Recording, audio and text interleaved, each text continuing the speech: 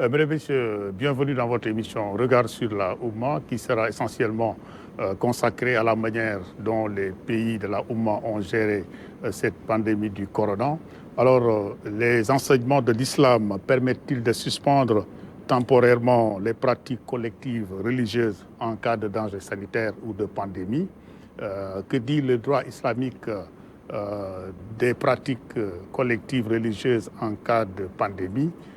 Comment les pays de la Oumma ont-ils géré cette pandémie du corona et quelles sont les dispositions qui ont été prises? Voilà donc, mesdames et messieurs, les questions qu'on va aborder dans cette émission. Participe à ce débat Imam Ismail Ndiaye, analyste des questions islamiques. Bienvenue dans cette émission, Imam. Merci Yuga, merci de m'avoir accueilli sur votre plateau pour discuter de ce sujet d'actualité très important. J'en profite pour transmettre mes salutations à tous les téléspectateurs et toutes les téléspectatrices de la chaîne RTS. Je salue aussi ceux avec qui je partage ce plateau, en l'occurrence Dr Cheikh Gueye et le ministre Bamba Ndiaye. Voilà, donc Bamba Ndiaye, ancien ministre chargé des Affaires islamiques, participe également dans ce débat. Merci et bienvenue dans cette émission. Merci Ella Juga. Salue bien sûr mes amis avec qui je partage le plateau, notamment Dr Cheikh Gueye, Imam Ismail Ndiaye, et je salue également vos téléspectateurs. Voilà. Avec nous également Dr Cheikh Gueye, le secrétaire général du cadre unitaire de l'islam. Bienvenue Cheikh dans cette émission. Merci Yuga, merci encore une fois de l'invitation. Je transmets également mes salutations à mes frères et amis, le ministre Bamba Ndiaye et Imam Ismail Ndiaye. Et je me réjouis de partager avec eux cet instant de réflexion. Et je salue également tous les Sénégalais qui nous regardent ici et ailleurs. Voilà, merci donc, mesdames et messieurs, je l'ai dit dans l'introduction, si dès l'éclatement de cette pandémie du corona, certains chefs religieux dans certains pays de la Oumma ont aussitôt réagi en arrêtant ces pratiques collectives religieuses. D'autres, par contre, ont pris un peu de temps pour pratiquer ces décisions. Alors, la première question, c'est de savoir ce que dit le droit musulman des pratiques collectives religieuses en cas de danger sanitaire ou de pandémie.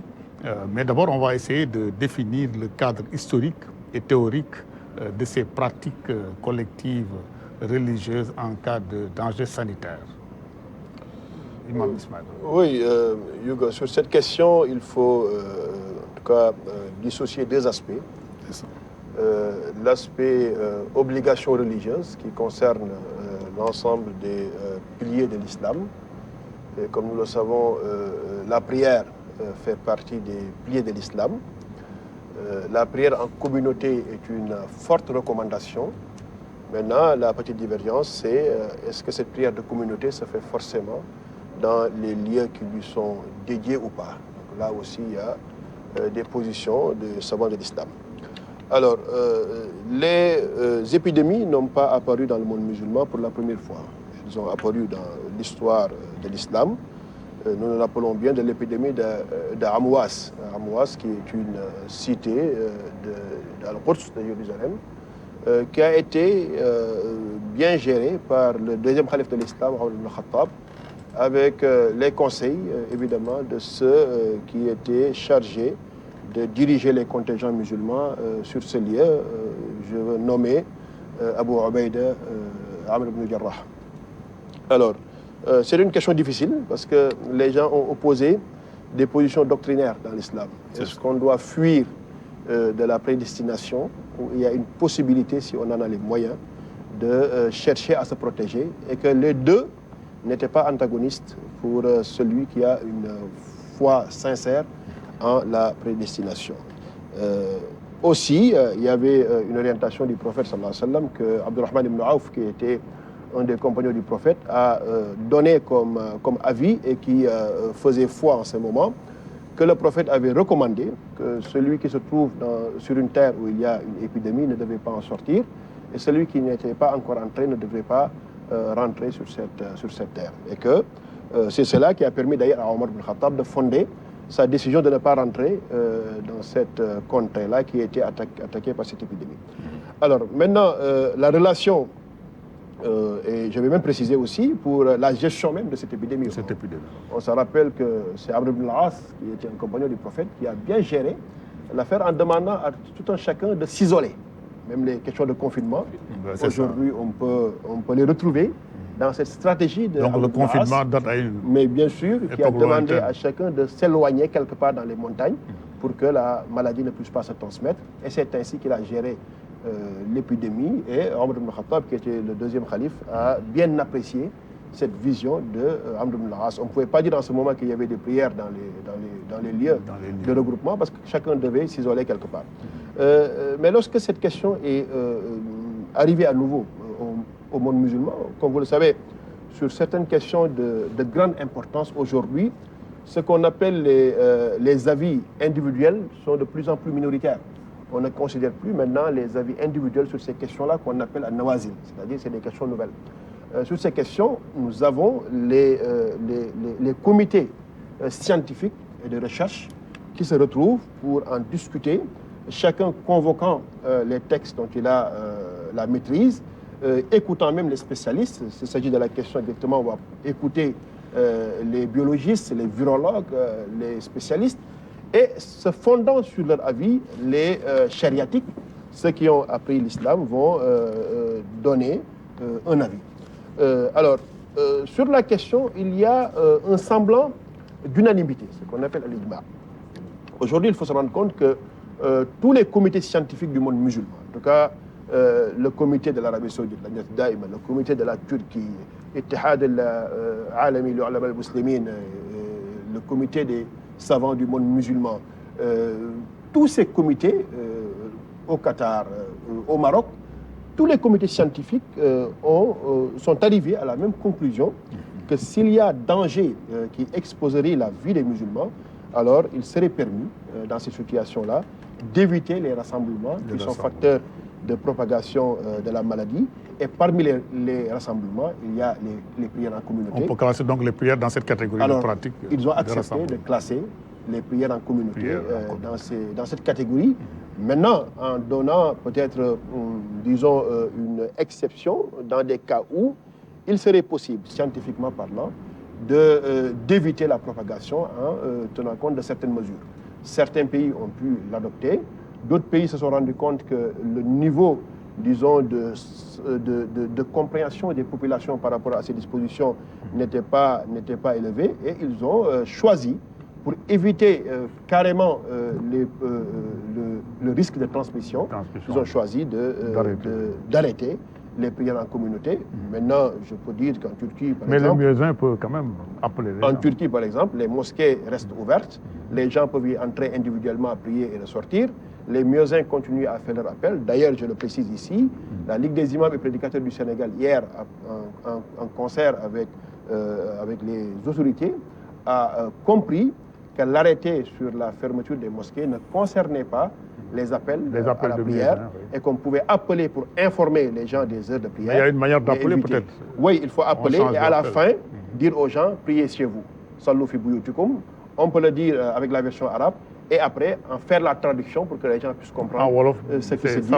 Oui, d'où les après avoir fait l'appel à la prière. En tout cas, voilà ce que nous avons eu. Ce que vous avez retenu du cas historique. Oui, Monsieur le ministre, on sait qu'également ces pratiques donc, remontent à une époque très lointaine dans l'histoire de l'islam.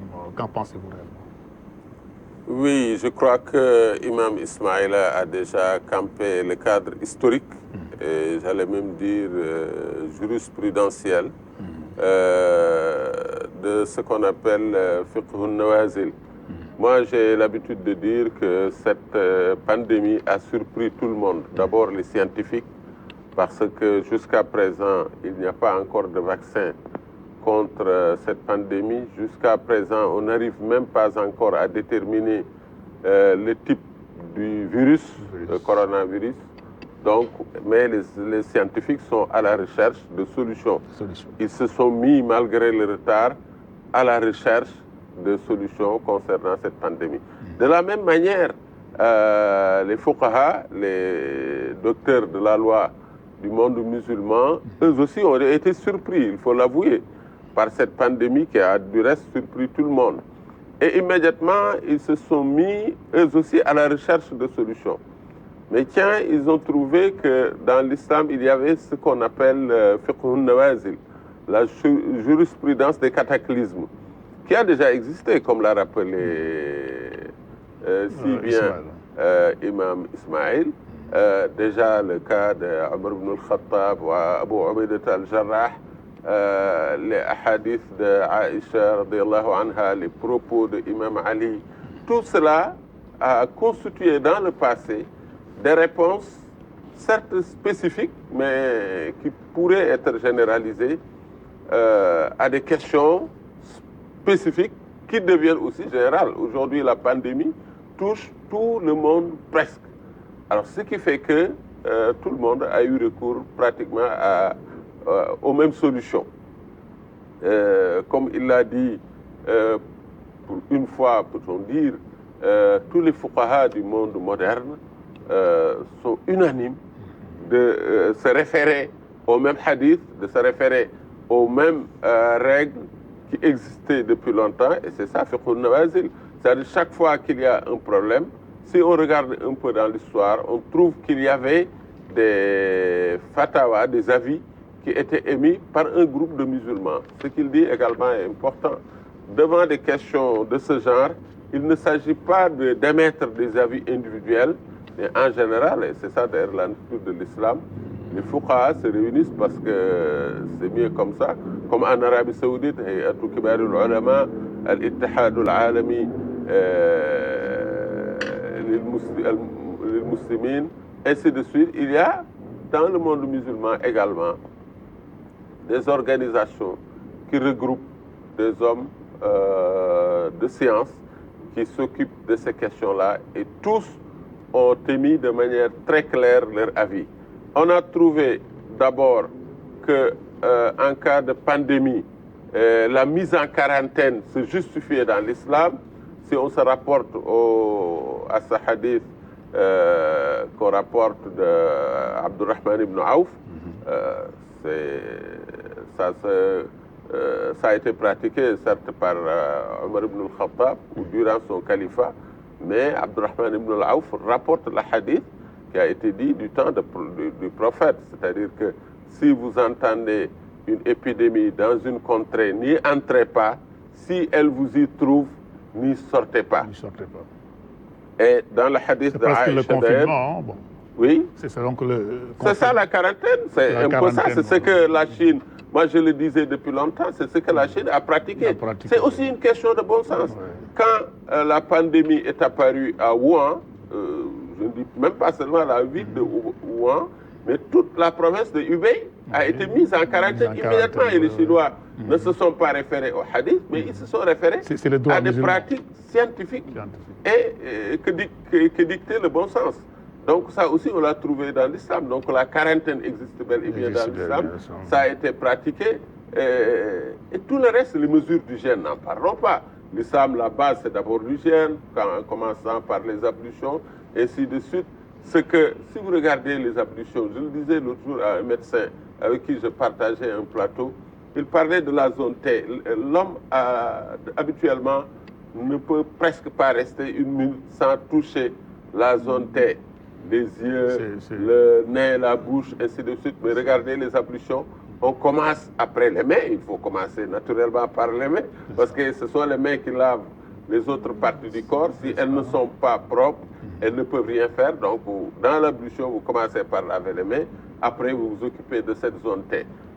Pour montrer que, en matière d'hygiène, déjà, l'islam a c'est à 5 reprises par jour. Donc. Dans la journée. Il n'y a pas au moins, ce qui veut dire que le musulman, normalement, se respecte les pratiques, rien que les pratiques. L'ablution et les autres pratiques, quoi, oui, comme le lavage. Il est obligé de respecter en même temps les règles d'hygiène. Alors donc, tout ce que les scientifiques ont produit comme conduite à tenir face à cette pandémie se retrouve, peut être justifié par des textes islamiques. C'est ce que les ulama ont fait. C'est ce qui a facilité certainement aux gouvernants aussi de pouvoir prendre les mesures qu'ils ont prises et d'acquérir surtout l'adhésion des populations. Parce que les populations écoutaient plus les savants religieux que les gouvernants. Mais heureusement, pour cette question, les amis... Il y a un consensus. Il y a eu un consensus sur l'affaire, ce qui a fait que les choses étaient tout à fait simples. C'est pourquoi je dis, nous, dans l'islam, ça a été un peu bénéfique. Parce que ça nous a rappelé que l'islam est une religion dynamique qui s'adapte à toutes les situations, qui peut adapter, je dois dire, à toutes les situations.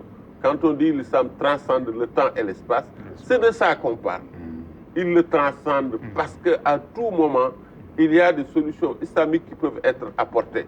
Et cela veut dire que les fuqaha, les porteurs du savoir, doivent être eux aussi réactifs et dynamiques. Ils doivent se comporter exactement comme des scientifiques. Être à la recherche surtout que comme on le rappelle souvent, dans le Coran, il est dit que rien n'a été omis dans le Saint-Coran. Je pense qu'il appartient au... Oui, mais cela ne veut pas dire que tout est donné à Ahmed Bamba Ndiaye à tout moment. Il faut user du savoir, il faut user des méthodes scientifiques qui ont été dégagées par les fuqaha pour trouver des solutions, exactement comme les font les scientifiques. On parle, en matière de science, on parle de découverte. Ce qui veut dire que les choses existaient déjà. Quand on parle de découverte, on parle de choses qui existaient déjà. Ça existait, mais la science ne permettait pas de le savoir. En matière islamique aussi, il y a beaucoup de solutions qui existent, mais il faut user du savoir. S'adapter et faire exactement, pour aller le trouver. Voilà, docteur Cheikh, ils l'ont dit, donc c'est la définition, c'est une question qui remonte à une époque très lointaine dans le droit musulman. Il y a également des cas pratiques.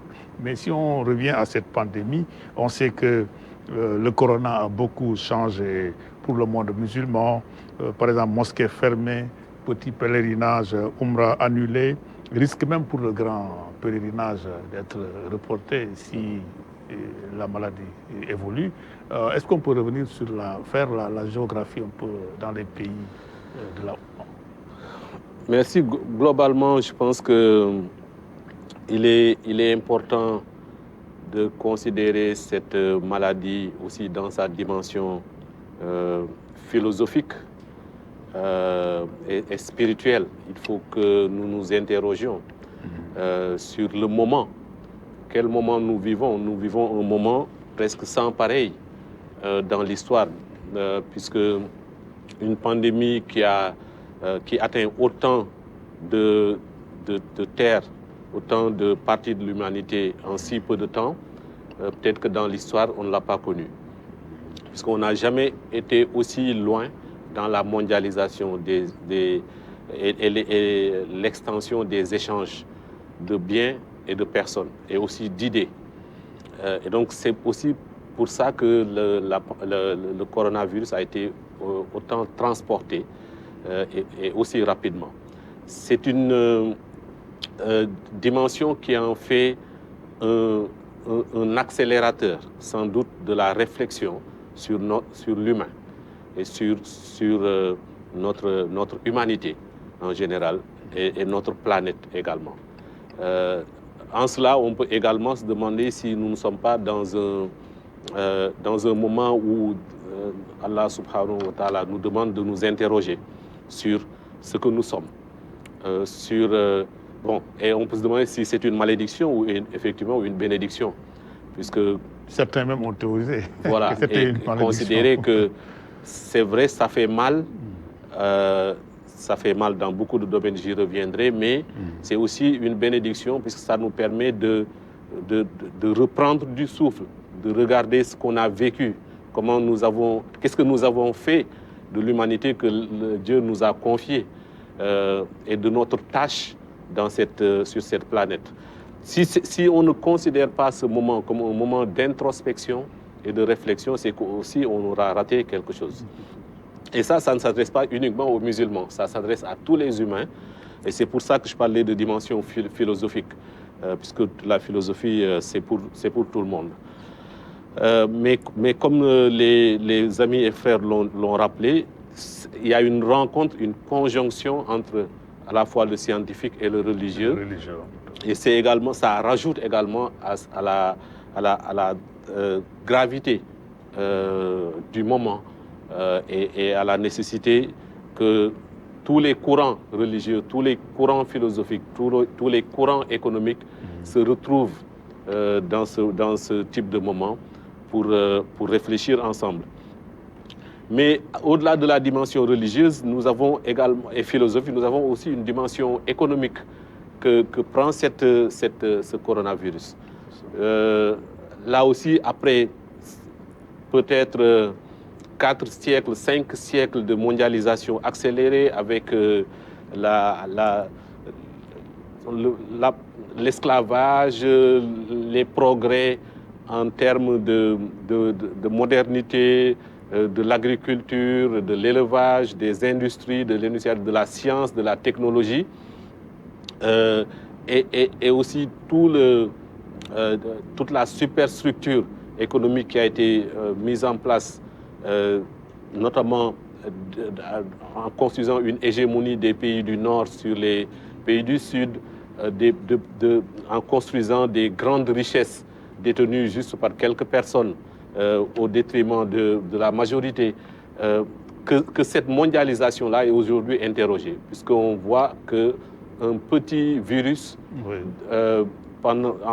depuis 3 mois, a mis par terre presque toutes les économies, confiné tout le monde dans les maisons, empêché donc l'activité économique, l'activité sociale, l'activité culturelle, tout.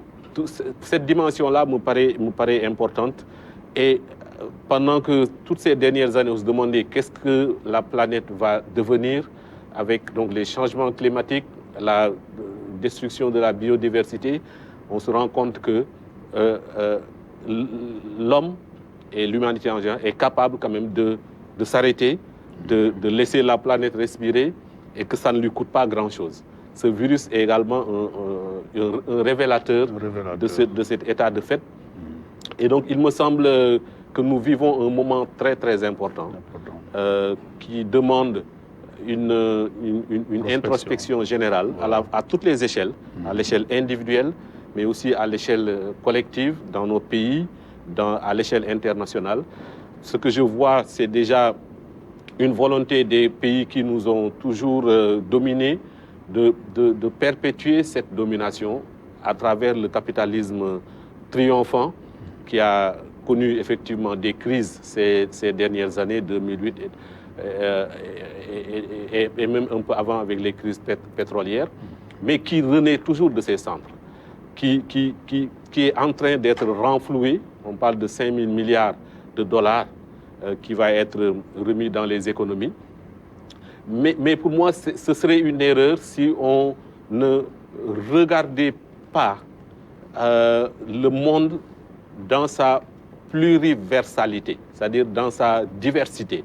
Que les pays qui nous dominaient se rendent compte que cette hégémonie qu'ils ont toujours pris, colonisation, esclavage, que ce modèle-là doit être remplacé par un modèle plus solidaire, où les pays ne continuent pas à compétir, à tout mettre dans la compétition, dans l'accumulation de richesses. Ce modèle-là montre aujourd'hui ses limites depuis quelques années, mais on peut parler d'échec. Bon, bien sûr. Et le virus montre aussi que ce modèle est fragile. Voilà, et qu'il a besoin d'être repensé, d'être refondé sur de nouvelles bases. Pour nous, en n'excluant pas Dieu, en mettant Dieu au cœur de cette refondation, mais pour même ceux qui ne croient pas en Dieu, je pense que c'est aussi un moment pour eux de s'interroger sur le sens de la création, de redonner du sens à la vie. Et pour moi, ce virus-là est aussi, de ce point de vue-là, ce virus est aussi une bénédiction. Voilà, Imam, je pense qu'il l'a dit, ce virus est une bénédiction. On sait également que ce que les interdits religieux souvent ne peuvent pas régler, le corona est parvenu quand même à le régler avec beaucoup de facilité. Maintenant, je pense que cette situation de catastrophe mondiale exige de nous donc une prospection et un changement de comportement. Je pense qu'il faut tirer des leçons de ce corona, surtout pour les musulmans. Oui, moi je pense que Cheikh a bien résumé en tout cas les 3 dimensions. de réflexion sur cette question. On pouvait même ajouter une quatrième dimension sociologique. Et c'est certainement ce que vous avez voulu, en tout cas, insinuer en parlant de respect des codes de conduite, ou en tout cas instaurés par la religion. Je veux juste revenir sur cette dimension philosophique sur la question. En tout cas, c'est très important. Nous avons vu des autorités dans certains pays faire appel aux religieux, à la religion pour dire il ne reste que Dieu maintenant pour sauver sa communauté. Tout le monde attendait ça, Donc, même les populations. Voilà, donc c'est une, en tout cas, occasion, c'est un fort moment de réflexion, pas seulement dans un cadre religieux, humaniste, il l'a dit, déiste, athée, mais tout le monde, en tout cas, doit converger vers cet idéal, qui veut dire que ce monde-là est régi par des lois. Et si nous les bouleversons, en voilà les conséquences. Aujourd'hui, c'est ce que nous voyons tous. La médecine a atteint ses limites sur cette question, la science a atteint ses limites sur cette question. Le monde est bouleversé. On ne saura pas quelles en seront les conséquences économiques. Certains parlent de 5 000 milliards d'injectés, mais est-ce qu'ils suffiront pour résorber le gap que ce virus-là aura créé? En tout cas, il s'agit de dimensions sur lesquelles tout le monde doit réfléchir. Maintenant, évidemment, l'islam que nous connaissons le plus, donc musulman, est une religion qui instaure, et Baba l'a dit, des pratiques de propreté. Il a parlé des ablutions, on pouvait parler du grand lavage, on pouvait parler des aliments licites à consommer. Aujourd'hui, le monde se rend compte que parmi les sources, en tout cas, de transmission et de propagation de ce virus, se trouvent des animaux que l'islam avait interdits en termes de consommation. Voilà. Même pour les pratiques, nous avons l'habitude de l'échange de poignées de main. Oui, l'islam recommande la salutation qui peut être accompagnée de ça, mais à un certain moment, on peut vraiment en faire fi parce qu'il ne fait pas partie en tout cas des obligations en matière de salutation. Donc c'est tout un comportement qu'il faudra revoir. Moi, je me dis que aujourd'hui, le Sénégal particulièrement, a connu en termes de comportement, de ce qu'on peut appeler du civisme. Quand je vois les gens aujourd'hui rentrer un peu très tôt chez eux, avoir du temps avec la famille, il y a même des gens aujourd'hui qui développent des troubles psychiatriques en restant chez eux, confinés, parce qu'ils avaient perdu l'habitude de rester en famille, de manger en famille, de vivre en famille. On est obligé de leur trouver des psychologues pour les accompagner. Alors tout cela dit que cette maladie quand même a révélé toute cette partie qui peut être considérée comme corrompue de nos comportements et qu'il faudrait revenir à la raison. Le monde n'est pas une course de vitesse, c'est une course de sens. Il y a des choses à quêter dans ce monde-là, à chercher.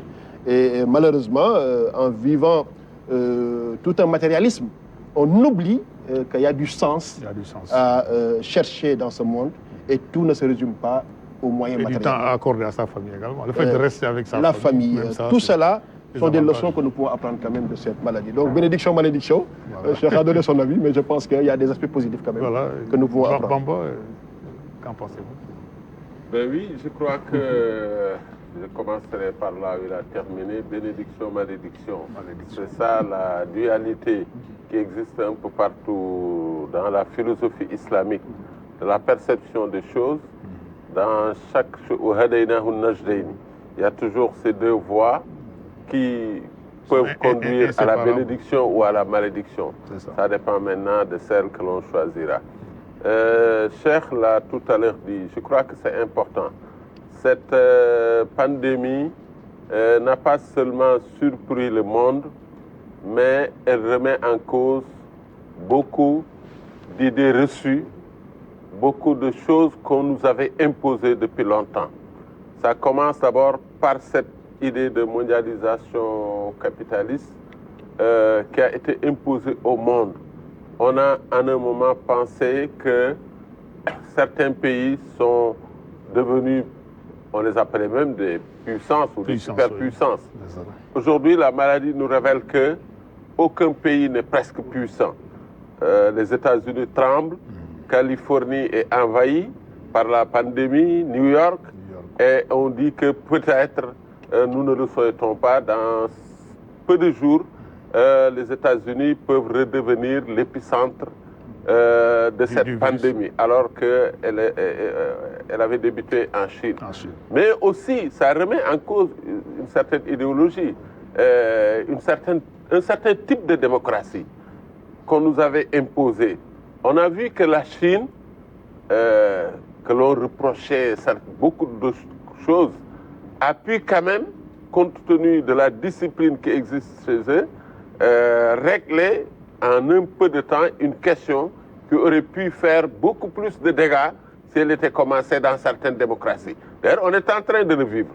L'Italie est à genoux, l'Espagne, la France pleurniche, les États-Unis également, alors que la Chine se remet et continue même. Quand l'Italie a été frappée, aucun pays européen n'est venu à l'aide, malgré l'Union européenne, l'existence du cadre unitaire de l'Union. Je ne parle pas du cadre unitaire que dirige avec compétence son ami Cherkey, mais le cadre unitaire européen, l'Union européenne. Aujourd'hui, c'est la Chine qui aide l'Italie, qui aide d'autres pays. Vous savez, Cheikh a parlé de philosophie. Dans l'islam également, il y a la philosophie, mais dans la philosophie islamique, quand il y a un malheur comme ça, on fait une introspection, comme il l'a dit. Mais ça commence par at-tawba wal inab. Nous, dans toute chose, on dit qu'est-ce que nous avons fait pour mériter cela. Donc, la première réaction ou la première attitude à prendre, c'est de se retourner vers Dieu, de demander pardon auprès du Seigneur et maintenant de réfléchir pour voir humainement qu'est-ce qui peut être fait. C'est ce qu'on est en train de faire. Tout le monde est en train de chercher des solutions, les musulmans y compris, et il faut le faire. Mais je pense que, on l'a dit, la remise en cause de certaines idées reçues, il y a la laïcité qui nous avait imposée depuis la Révolution française ou avant. On a exclu le religieux dans la gestion de la cité. Aujourd'hui, cette pandémie nous rappelle que les religieux ont bien leur place dans la gestion de la société. Pas seulement au Sénégal, mais dans n'importe quel pays. Pour régler la question, il a fallu faire appel aux religieux, il a fallu les associer à la prise de décision. Pour revenir aux recommandations. Mais bien sûr, parce musulman. Que rien que les recommandations scientifiques, pour que les gens les observent, il faut recourir au pouvoir des religieux. Ça veut dire quoi? Ça veut dire qu'il faut les associer pleinement à la gestion de la cité. Moi, je pense que ceci est fondamental. C'est ce que Cheikh a appelé la nouvelle solidarité qui doit exister. Mais moi, j'allais dire le nouveau partenariat qui doit exister. Nous sommes dans un monde qu'on disait mondialisé. Il est certainement dans plusieurs aspects. Mais ce qu'on doit mondialiser le plus, c'est cette solidarité, c'est ce partenariat. Et justement, on a senti quand même des efforts du côté des institutions occidentales, mais en ce qui concerne la Oumma, il y a des institutions comme l'OCI et il y a d'autres. Est-ce qu'il y a cette solidarité-là? Oui, j'ai fait un article face aux conséquences tout à fait au début pour interpeller. Mais écoutez, il n'y a pas que seulement dans le monde islamique, mais même c'est la Banque mondiale et les FMI viennent de réagir, la BOAD, la BADEA, et ainsi de suite. Tout le monde a réagi tardivement. C'est vrai que l'OCI et la BID et la Banque islamique de développement, on les attend très fortement parce que le monde islamique est touché très profondément également. Je pense que, comme vous l'avez dit, c'est l'occasion pour l'OCI, l'Organisation pour la coopération islamique, mais également pour ces agences comme la Banque islamique de développement et autres, de réagir et d'appuyer les musulmans. Parce que ce qu'on a vu, ça, moi, c'était ma préoccupation. Ici, les gens se focalisent sur les États. Qu'est-ce que l'État a fait? Mais non, je dis que cette crise-là met de côté les États, ça dépasse les États. Les États sont les premières victimes de cette crise. Aujourd'hui, si vous prenez l'État du Sénégal, qui avait tout budgétisé et qui comptait pour l'essentiel de son budget sur la fiscalité, sur les impôts, aujourd'hui, il n'y a plus d'activité. Donc, ces ressources-là ne vont plus exister. Les États souffrent et vont continuer à souffrir. C'est pourquoi la BCE, la Banque centrale européenne, dès le premier coup, a sorti 120 milliards de dollars qu'elle a mis sur la table pour aider les États et les entreprises. C'est après que les autres ont suivi. Je crois effectivement c'est le moment pour la Banque islamique de développement, surtout, de sortir de sa torpeur, si on peut l'appeler ainsi, pour aider les États musulmans, afin que les États puissent aider les entreprises et les ménages. Aujourd'hui, il y a les analystes sont en train de développer des scénarios. Naturellement, ils ont toujours tendance à privilégier le scénario du pire, mais tout ce qu'on dit aujourd'hui, tout ce qui est prévu, ne peut être valable que si l'on arrive à contenir la pandémie dans 2 ou 3 mois. Mais si elle dépasse ses proportions, c'est tout le monde qui sera bouleversé. D'où la nécessité donc de respecter les mesures qui sont absolument édictées, comme le confinement, ça, je crois que le couvre-feu. C'est acquis maintenant. Tout le monde a compris que d'abord, une maladie, c'est un ennemi invisible. Pour lutter contre, il faudrait effectivement beaucoup de discipline, beaucoup de respect des règles émises. Je crois que dans ce domaine, tout le monde y travaille. Et maintenant, les gens l'ont intégré, heureusement. Et comme ça, je crois, la Chine a montré la voie. Moi, je dis que nous, dans l'islam, tout nous rappelle les enseignements de l'islam. Quand on disait aujourd'hui, on a vu que la Chine étant le premier foyer, hier, j'écoutais un médecin français qui disait que, écoutez, pour peut-être combattre le virus, il faut toujours revenir à la Chine, parce qu'ils ont testé déjà beaucoup de choses, beaucoup de méthodes, et ça a marché. Il faut toujours recourir à eux. Aujourd'hui, ce sont eux qui aident les autres quand ils sont véritablement attaqués. Il y a Trump sûrement qui n'hésitera pas à recourir à leur savoir pour également dominer la situation. Oui, cher, je pense qu'on l'a dit, il faut un changement de comportement et quand même mieux respecter les instructions qui sont données par l'État. Il y a un appel de Xi Jinping ce matin à Trump, justement pour qu'ils se mettent ensemble pour combattre l'ennemi commun. Voilà, mais je pense que ça nous pousse à revenir sur nos fondamentaux, sur les fondamentaux qui ont dirigé le monde depuis longtemps. Mais quand on revient sur le Sénégal, effectivement, on peut se réjouir de voir cette cohésion nationale à tous les niveaux, au niveau politique, au niveau religieux, au niveau social, et de voir que ce virus, même s'il nous touche encore assez peu, est un test de solidité de notre cohésion nationale. Devant des calamités comme ça, on a connu le Diola, on a connu des grandes catastrophes. C'est toujours un moment important pour s'interroger et pour repartir. Je pense qu'on connaît un moment du même type aussi chez nous. Et je me réjouis de voir cette réponse. Il y a une réponse de la société sénégalaise et de l'État sénégalais qui, pour le moment, montre que nous avons quand même une nation qui est bien structurée, qui a ses fondamentaux, qui fonctionne bien, mais qu'il faut aussi apprendre à consolider et à transmettre aux nouvelles générations. Pour moi, c'est un aspect très important. D'abord, l'aspect consolidation. Si on veut consolider cette nation, le ministre Ahmed l'a dit, il faut que le religieux soit mis au cœur de nos institutions. Voilà, c'est ça enfin, qui met fin à cette émission. Je pense qu'on a parlé donc de ce que dit le droit musulman, donc des pratiques collectives religieuses en cas de danger sanitaire.